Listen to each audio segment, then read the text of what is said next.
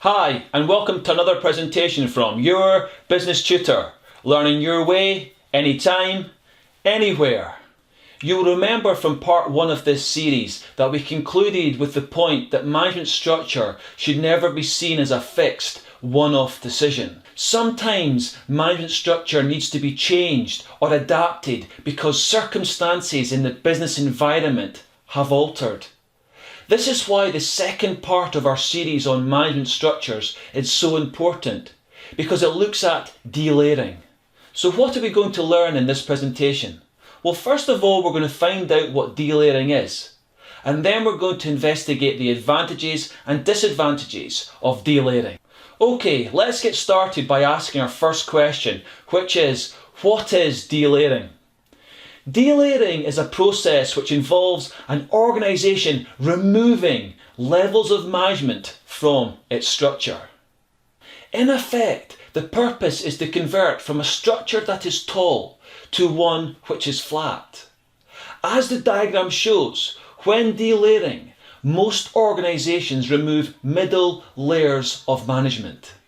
Now we know what delayering is, it is important to ask, why do organisations delayer? So with that, what are the advantages of delayering?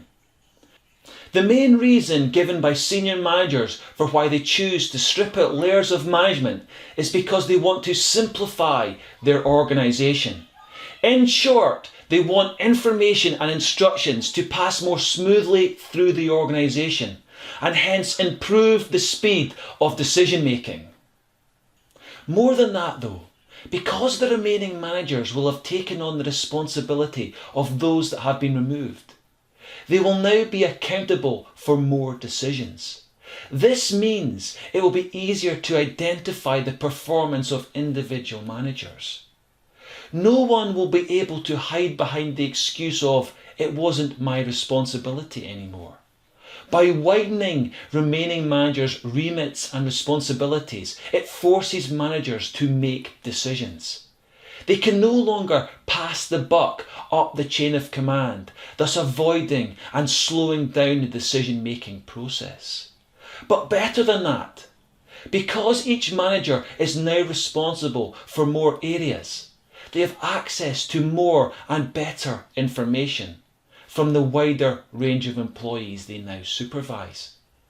This gives them a fuller picture of what is going on in the market, meaning they will be better able to react to change with more informed decisions. Now obviously the success of giving managers more responsibility is dependent upon how they react to it. If they thrive off it, the extra responsibility will be motivational, as they will be better able to influence the business. However, if they crumble under the added responsibility, the effects for the business could be disastrous. Managers get overwhelmed and decision making actually slows down as inaction takes over. The final reason organisations choose to delayer is that it reduces staff costs across the business. By removing hundreds, if not thousands of jobs, a business can significantly reduce its wage bill, which should help improve profits. So that now leaves us with our final question. What are the disadvantages of delayering? We already know that as a result of delayering, a manager's span of control will widen and their level of responsibility will increase. For some managers, this is motivating. However, for others, especially those in junior positions with little experience, the added responsibility can be overwhelming. Their job becomes too demanding, resulting in poor or no decisions being made. This obviously has a negative effect not just on the business, but on the staff who are not coping and who feel demoralised and crushed. This is why generally, when delayering occurs, the added responsibility for decision making passes up the chain of command to experienced senior managers rather than down to inexperienced junior managers. Another problem with delayering is that lots of experienced staff are lost from the business. Staff who may have been contributing significantly and who were undertaking work that allowed the business to run smoothly. By removing these employees, a void is created in the centre of your business. Yes, the remaining managers take on their responsibilities, but with their workload increasing, they won't have the same time to focus on specific tasks. This may mean that the quality of work deteriorates or certain tasks are neglected. Another issue with delayering is how the remaining staff react to the huge loss of jobs. Ripping out layers of management and reorganising a business will affect the cultural balance in an organisation. Remaining staff will be relieved that they still have a job, but will be concerned for those who have lost theirs, especially if they were friends, and if more job losses are expected in the future.